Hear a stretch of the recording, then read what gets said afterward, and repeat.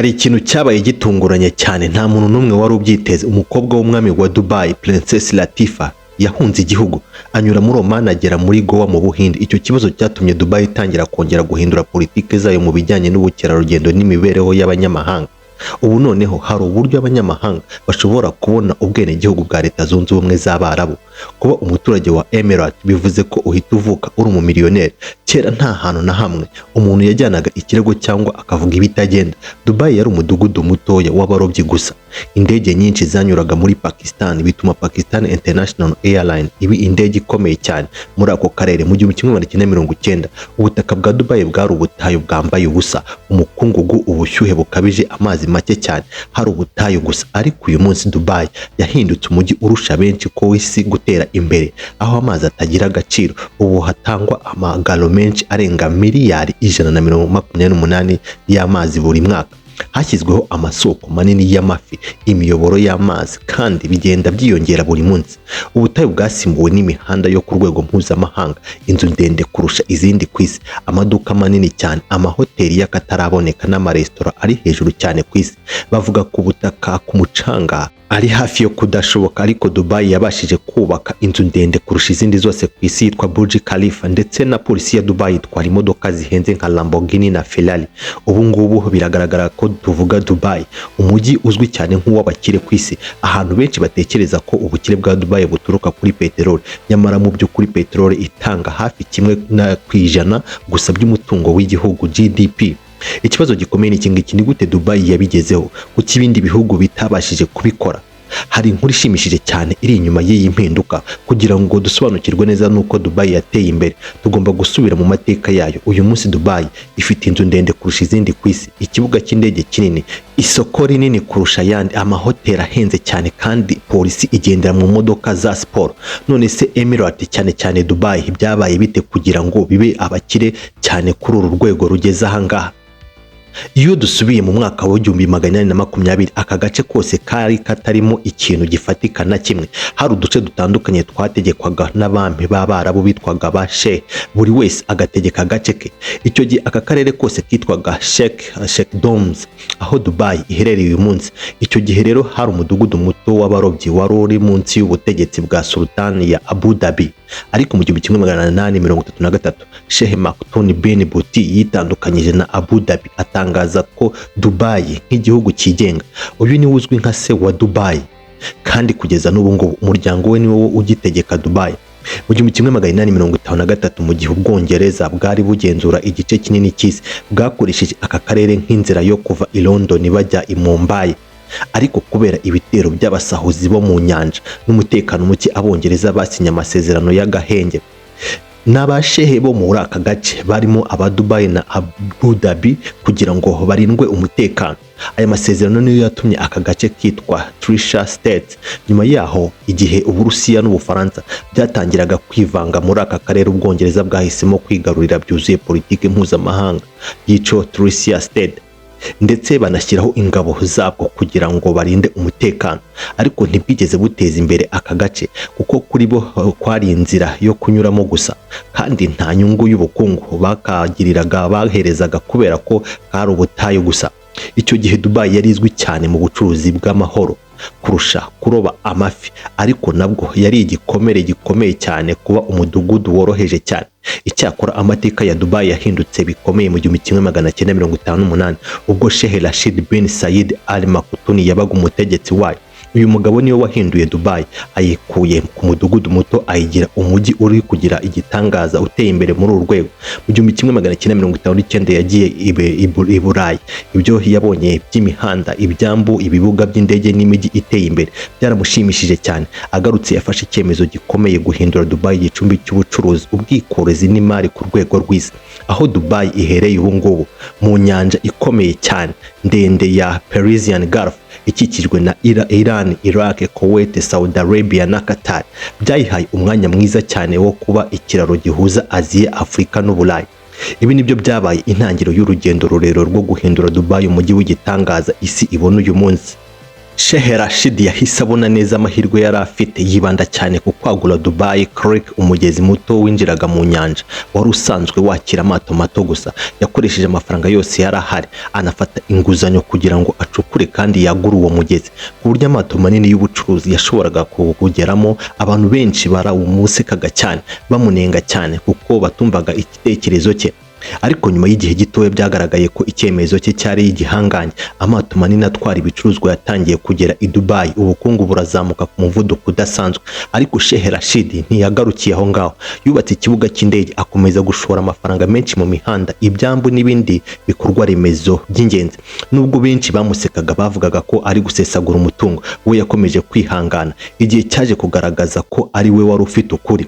Mu 1966 havumbuwe peteroli muri Dubai, ariko yari nkeya cyane ugereranyije n'iyo mu bindi bihugu biyikikije. Sheikh Rashid ahita asobanukirwa ko peteroli itazahoraho iteka. Afata icyemezo cy'ubwenge, kubanza kubaka ibikorwa remezo n'ubukungu aho gusesagura amafaranga ya peteroli mu byishimo by'igihe gitoya. Hari amagambo azwi cyane yavuze agira ati, sogokuru na data bagendaga ku ngamiya, ngiye ntwara Mercedes, umwana wanjye azatwara Range Rover, n'umwana we azatwara Range Rover, ariko umwana uzamukomokaho azongera agende ku ngamiya. Aya magambo yagaragazaga ko yifuzaga ko Dubai itazashingira kuri peteroli, ahubwo ko igashingira ku bukungu burambye. Mu gihe Sheikh Rashid yakomezaga kubaka Dubai, habaye impinduka ya politiki. Mu 1968 Ubwongereza bwatangaje ko bugiye kuva muri aka karere kuko kubungabunga umutekano byabuhendaga cyane. Mu Kuboza mu 1971 Emirates yari izwi cyane zishyize hamwe zishinze leta y'ubumwe y'Abarabu. Ras Al Khaimah yaje kwinjira mu mwaka wakurikiyeho. Dubai yakomeje kuba Emirate yigenga mu rwego rwo hejuru, ariko iri mu bihugu bimwe cyane bya UAE. Sheikh Rashid yasobanukiwe ko inzira y'ubucuruzi zo ku nyanja ku isi zikeneye ibyambu byo guhagararamo, kongereramo lisansi no gupakururiramo ibicuruzwa. Kubera aho ngaho Dubai iherereye heza cyane. Mu 1972 yubatse Paul Rashid, ituma amato aturuka impande zose z'isi agaragara i Dubai akahakorera ubucuruzi. Ibi byari nko kubaka umuhanda munini unyura mu mudugudu, ibituma uwo mudugudu uhita uba igicumbi cy'ubucuruzi, amahoteli, amaduka n'imirimo bigahita byiyongera. Iyi niyo yabaye indi ntambwe ikomeye mu rwego rwo guhindura Dubai umujyi w'igitangaza isi ibona uyu munsi kugeza n'ubu ngubu. Ababonye intsinzi ya Port Rashid mu 1979, Sheikh Rashid yubatse ikindi cyambu kinini kurushaho cyitwaga Jebel Al Port. Kugeza uyu munsi nicyo cyambu kinini kurusha ibindi muri Middle East. Muri icyo gihe kandi hubatswe Dubai Dry Docks, ahasanirwa amato manini, bituma Dubai irushaho kumenyekana ku isi nk'igicumbi cy'ubucuruzi n'ubwikorezi bwo mu nyanja. Mu gihe ibindi bihugu byatangiraga gusesagura amafaranga ya peteroli mu ngoro zihenze n'imyidagaduro y'ako kanya gatoya, Sheikh Rashid we yubatse ku iterambere rirambye. Yafashe icyemezo cyahinduye amateka, atangaza ibyambu bya Dubai nk'ahantu hadasorerwa imisoro, akuraho imisoro yose ku bicuruzwa byinjira bisohoka bikorerwamo. Ibi byatumye Dubai ihita iba inzira yihuse kandi ihendutse ku bucuruzi bw'isi, bituma ubucuruzi n'ibyambu bigira uruhare runini mu bukungu bwa Dubai. Icyerekezo cya Sheikh Rashid, ubutwari bwo gufata ibyago n'icyemezo cyo kureba kure, nibyo byashyize Dubai ku murongo w'impinduka zidasanzwe. Kugira ngo ibyo bikorwa bigende neza, yafunguye imiryango ya Dubai ku bakozi b'inzobere baturutse hirya no hino ku isi. Yizeraga ko iterambere ry'igihugu rishingira ku bantu bafite ubumenyi n'inyota yo gutera imbere. Isi izahora ihinduka vuba kandi utiga agasigara inyuma. Mu bijyanye n'indege, icyo gihe ikibuga cy'indege cya Karachi muri Pakistan cyari igicumbi gikomeye kubera aho giherereye, bituma Pakistan International Airlines ibimwe mu ndege nini ku isi. Ariko Sheikh Rashid yari afite intego yo guhindura Dubai igicumbi cy'indege zo ku isi.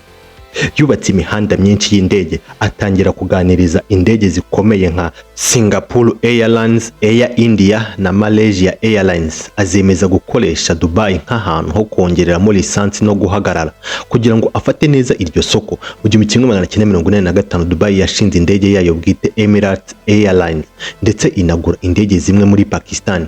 Kubera inkunga ya leta, kudasora, imisorere myiza n'ingengabihe rirambye cyane, Emirates yakuze vuba cyane. irenga benshi mu bahanganye nayo, iza kuba imwe mu ndege zikomeye ku isi. Nubwo abantu benshi babonaga Dubai nk'umujyi w'umuco ukomeye, Sheikh Rashid yasobanukiwe ko kugira ngo Dubai ikure ku bashoramari n'abakerarugendo igomba kuba ifunguye kandi yakira abanyamahanga. Umwana we yakomeje iyo ntego, atuma Dubai iba umujyi wakira abantu benshi b'ingeri zose kandi igakomeza kuba imwe muri destination za mbere ku isi mu bihe ibyambu bya Dubai n'ubucuruzi byakomezaga gutera imbere muri iyo myaka. Nibwo Sheikh Rashid yaje gushyira imbaraga nyinshi mu guhindura Dubai igicumbi cy'ubukerarugendo kuri isi. Aho niho hatangiriye urugendo rwa Dubai rwo kuba umujyi uzwi ku isi yose uko tubona uyu munsi. Mu ntangiriro iterambere rya Dubai ryashingiye cyane ku byambu. Abantu benshi bageraga i Dubai baciye mu mato, ariko ko imijyi yatangiraga kubakwa, inzu ndende n'amahoteli menshi atangira kugaragara, nibwo hashyizweho umusingi w'ubukerarugendo. Muri iki gihe hubatswe amahoteli menshi y'akataraboneka, bituma urwego rw'amahoteli muri Dubai rukura ku muvuduko udasanzwe. Ariko nubwo ibyo byose byari bihari, abakerarugendo mpuzamahanga ntibahazaga uko byari byitezwe. Mu 1990 Sheikh Rashid yagize icyerekezo gikomeye, guhindura Dubai umujyi w'abakerarugendo baturuka impande zose z'isi. Yizeraga ko gukurura abantu b'isi yose byihutisha iterambere rya Dubai kurusha ikindi kintu cyose. Ariko nubwo Dubai yari ifite amahoteli meza, imihanda myiza n'ibikorwa remezo byo ku rwego rwo hejuru, abakerarugendo bari bake cyane. Nibwo Dubai yafashe icyemezo kidasanzwe, kongera uburabyo n'igitangaza, ibyo bita kwita kuri ba mukerarugendo. Batangiye gufata ibintu byari bisanzwe ku isi bakabishyira muri Dubai mu buryo burenze urugero. Umushinga wa mbere wagaragaje iyo ntego ni Burj Al Arab, watangiye kubakwa ugera ku musozi mu 1999. Icyo nicyo gihe yari hoteli ndende kurusha izindi zose ku isi, yubatswe ku kirwa cyakorewe mu nyanja, ibyo bita artificial island. Ariko rero mbere yuko iyi hoteli itangira gukora byuzuye, Sheikh Rashid yitabye Imana muri uwo mwaka mu 1999, asiga inkuru ye mu biganza by'umwana we Sheikh Mohammed bin Rashid Al Maktoum. Sheikh Mohammed yari afite icyerekezo kimwe nk'icyasi, ariko afata umuvuduko urenzeho, yihutisha iterambere rya Dubai kurusha mbere hose. Burj Al Arab yafunguwe ku mugaragaro mu Ukuboza mu 1999, ihita imenyekana ku isi yose nk'imwe mu mahoteli ihenze kandi y'akataraboneka kurusha yandi ku isi. Yiswe n'abantu benshi cyane hoteli y'inyenyeri zirindwi, nubwo atari icyiciro cyemewe. Yari ifite umucanga wihariye ugenewe abayigamo gusa, ikibuga cy'indege ngo kigera ku gisenge, n'uburyo bw'imikorere butigeze bubonwa nta handi hose. Iyi hoteli yabaye ikirango cya Dubai gishya, umujyi utinya gutekereza binini kandi ugashyira mu bikorwa ibintu byose byitwa ko bidashoboka. Kubera imishinga minini nk'iyi ngiyi, Dubai yatangiye gukurura amaso y'isi yose. Sheikh Mohammed yatewe cyane imbaraga n'umwubatsi w'umunyamerika Daniel Burnham, wagize uruhare rukomeye mu kubaka Chicago yo muri iki gihe. Burnham yizeraga ko niba umujyi ushaka gusiga izina ku isi, ugomba gukora imishinga minini itinyutse kandi irenze ibisanzwe. Yavugaga ko imishinga iciriritse ititwaho kandi itazana impinduka zifatika. Akurikije ibyo filozofiya, Dubai yatangiye kubaka ibintu byose ku gipimo kidasanzwe. Aho mbere niho uhari ubutayu bwambaye ubusa, aho niho kubaka icyumba cyiza kimwe cyafatwaga nk'ikidashoboka. Hatumiwemo abubatsi beza ku isi, batangira kureba umujyi w'ahazaza. Umujyi ntiwagarukiye ku butaka gusa, wagutse ugera no mu nyanja, kubakwa ibirwa by'ubukorano. Igitekerezo cyahoze gisa nk'inzozi zidashoboka. Ikibazo gikomeye cyari amazi. Kubaka umujyi munini mu butayu bisaba amazi menshi cyane, ariko Dubai yasohoye imari mu ikoranabuhanga rigezweho ryo guhindura amazi nk'inyanja amazi anyobwa, bituma iki kibazo gikemuka. Uretse gushyiraho ibyambo bidasorerwa, Dubai yafashe icyemezo kirenzeho. Igihugu hafi ya cyose gihinduka tax free ku bantu b'ibigo, aho gusorera abaturage. Dubai yakoresheje amafaranga ava kuri peteroli, ubukerarugendo n'ubucuruzi. Iyi peteroli yakuriyeho abakire n'ibirego bikomeye ku isi. Benshi bimura icyiciro gikuru cyabo bakajya i Dubai. Ibi byatumye habaho inyongera rikabije ry'abaturage. Uyu munsi Dubai ituwe n'abantu bagera kuri 3.5 miliyoni, ariko abaturage ba kavukire ni hafi 300 gusa. Nubwo abanyamahanga ari benshi cyane, Dubai ntitanga ubwenegihugu ku banyamahanga byoroshye. Mu mutekano, ubwenegihugu buhabwa gusa Abarabu batuye muri aka gace mbere mu 1925. cyangwa abafite ababyeyi b'abanya Emirate. No gushaka umunya Emirate ntibihita biguha ubwene gihugu. Umugore ushakanye n'umunya Emirate ashobora guhabwa nyuma y'imyaka 7 nibura iyo bafitanye umwana umwe. Niba nta mwana bafitanye ategereza imyaka 10. Abagabo bo hafi ntibahabwa ubwene gihugu na gato keretse mu bihe bidasanzwe cyane byemejwe na leta. Ibi ntibituma Dubai iba igihugu kigizwe ahanini n'abanyamahanga, ariko ubutegetsi n'ubwene gihugu bigakomeza kuguma mu maboko y'abaturage kavukira ubwabo. Abagabo bo ntabwo bafite ubwo buryo bwo kubona ubwene gihugu binyuze mu gushyingiranwa. Indi nzira isigaye yo kubona ubwene gihugu bwa Dubai ni ukubera impano zidasanzwe cyangwa umusanzu ukomeye ku gihugu. Abahanzi bakomeye, abashakashatsi n'abahanga mu by'ubumenyi, abaganga bafite uburambe burenze imyaka 10, abashoramari bakomeye cyangwa abantu begukanye ibihembo mpuzamahanga bikomeye bashobora gusaba ubwene gihugu iyo bafite amateka meza y'ubuzima n'amategeko, ariko niyo babubonye ntibahabwa uburenganzira bwo gutora. Nubwo kububona bigoye, ubwene gihugu bwa Dubai buzana inyungu nyinshi cyane. Abanya Emirate bahabwa uburezi ku buntu, ubuvuzi ku buntu, inyungu yo kubona inzu n'inyungu yo kubatunga. Mu buryo bumwe, umuturage wa Emirate ahabwa ku mushahara wa buri kwezi. Abakorera ibigo byigenga bahabwa n'inyongera ishobora kongera amadolari 1,700 buri kwezi. Niba umuturage wa Emirate adafite ubutaka, ashobora kubusaba leta. Guverinoma ya Dubai iha abenegihugu amahirwe yihariye ku mirimo, inkunga zitandukanye n'ubufasha buhoraho, ku buryo umuntu avuka yamaze kuba mu mibereho myiza. Iyi ni system ituma abenegihugu banyurwa n'ubutegetsi, bityo ntihabeho igitutu cyo gusaba impinduka za politiki. Niyo mpamvu muri 2011 mu gihe cya Arab Spring, ahubwo imyidagaduro yakwirakwiriye mu bihugu byinshi byo mu burasirazuba bwo hagati, Dubai itigeze ihungabana. Abaturage bayo ntibigeze basaba guhindura ubutegetsi kuko basanzwe babayeho neza. Dubai ikora nk'igihugu kigendera ku butegetsi bukomeye, aho abenegihugu bafite uburenganzira bwinshi n'inyungu nyinshi. Ariko nubwo inyungu ya Dubai igaragara nk'intsinzi ikomeye, ntiyabaye inzira ya kuri bose. Abantu benshi bubatse Dubai yo muri iki gihe, amamiliyoni y'abakozi ntibari abenegihugu. Abenshi baturage mu Bahinde, Abapakistani, Ababangladesh, Nepal na Philippines. Kubw'amahirwe make imibereho yabo ntiyari myiza.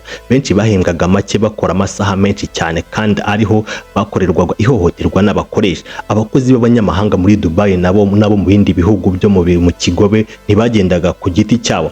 Akenshi bazanwaga binyuze mu bigo by'akazi, ibyo bita agent, bibafasha kubona akazi, ariko nanone bigabanya uburenganzira bwabo, bigatuma baguma mu mwanya woroshye wo gukoreshwa nabi. Ibi nibyo byerekana ko inyuma y'imijyi irabagirana, amahoteli ahenze n'inzu ndende, hari inkuru yindi. Dubai yubatswe n'amaboko y'abakozi bakennye batabonye inyungu zingana n'izo bubakiye, kuko bigaragaje. Bazanwa muri Dubai binyuze muri system izwi nka kafala system. Muri iyi system, guverinoma iha abakoresha uburenganzira bwo kuzana abakozi biturutse mu bindi bihugu. Umukoresha niwe wishyura urugendo, agatanga icumbi kandi akishyura umushahara. Ariko ikibazo gikomeye kiri muri iyi system ni uko visa n'uburengerazuba bwo gukora by'umukozi biba bigenzurwa n'umukoresha. Isi guverinoma ni ibisobanuro ko umukozi ashaka kuva mu kazi, agomba kubanza guhabwa uruhushya rw'umukoresha we. Kuva ku kazi rero utabiherewe uburenganzira bifatwa nk'icyaha, kandi ushobora gukurikiranwa n'amategeko. Kubera ububasha rero bukabije bw'abakoresha, itangazamakuru ryo mu Burayi na Amerika rikunda kwita kafala system ubucakara bwa none. Hari abakoresha bamwe bafatira abakozi pasiporo zabo, visa na telefone, bakabishyira mu macumbi matoya yuzuye abantu benshi. Mu mibereho yabo rero mibi, akenshi abakozi baba basinya amasezerano mabi batasobanukiwe kubera imbogamizi z'ururimi. Hari ibibazo byagaragaye aho pasiporo z'abakozi zagurishwaga ku bandi bakoresha. Raporo ya Human Rights Watch yo muri 2014 yagaragaje ibibazo bikomeye cyane, by'umwihariko ku bagore bakora mu ngo. Benshi muri bo bakorerwaga ihohoterwa, bakimwa imishahara, bakabuzwa kuvugana n'imiryango yabo, bagahatirwa gukora amasaha agera kuri 20 ku munsi, bagahabwa amasaha 4 gusa yo gusinzira. Ntibagiraga iminsi y'ikiruhuko, kandi nta murongo wo gutabarizaho abahohoterwaga wari uhari. Nyuma yo kunengwa cyane ku rwego mpuzamahanga muri 2017, Leta Zunze Ubumwe z'Abarabu zashyizeho itegeko rishya rirengera abakozi ryazanye impinduka zimwe, ariko raporo ya The Guardian yo muri 2022 yagaragaje ko nubwo hari ibyo byahindutse, abakozi benshi bagikorerwa ihohoterwa, pasiporo zabo zigafatirwa, bamwe bakamburwa imishahara, abandi bagakora mu bihe bikomeye batagira aho baregera byoroshye. Ibi byagaragazaga ko nubwo Dubai yubatse mu mujyi w'igitangaza urebwa n'isi yose, hari igicucu cy'intsinzi. Umujyi wubakiye ku murimo ukomeye w'abantu batigeze babona uburenganzira n'inyungu bingana nk'ibyo bubakiye. Ko amategeko agenga umurimo atubahirizwa buri gihe bituma impungenge ku ikoreshwa nabi ry'abakozi ziyongera kuzamuka. Nubwo Dubai iha abenegihugu b'abagabo uburenganzira n'inyungu nyinshi, n'amategeko agenga abagore aracyakakaye cyane. Muri 2018, umukobwa wa Sheikh Mohammed bin Rashid Al Maktoum, Princess Latifa, yagerageje guhunga Dubai anyuze muri Oman agera muri Goa mu Buhinde, ariko yafashwe n'abashinzwe umutekano wo ku nyanja y'Ubuhinde asubizwa i Dubai mu ndege yihariye cyane. Muri 2021, Latifa yashoboye gufata video rwihishwa avuga ko afunzwe ku gahato, ko ubuzima bwe buri mu kaga kandi ko atemerewe kwisanzura. Muri 2019, undi mugore wo mu muryango w'umutegetsi wa Dubai, Princess Haya bint Al Hussein, umugore wa Sheikh Mohammed, yahungiye mu Bwongereza ari kumwe n'abana be babiri ahabwa ubuhungiro.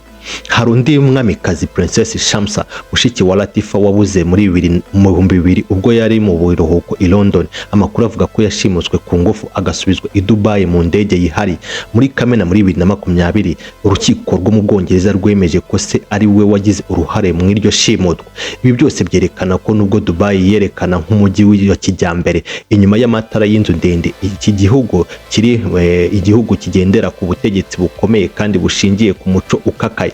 Nta gushidikanya Dubai yateye imbere bidasanzwe mu iterambere, ariko si hose hagaragara cyangwa hagera ku rwego rumwe.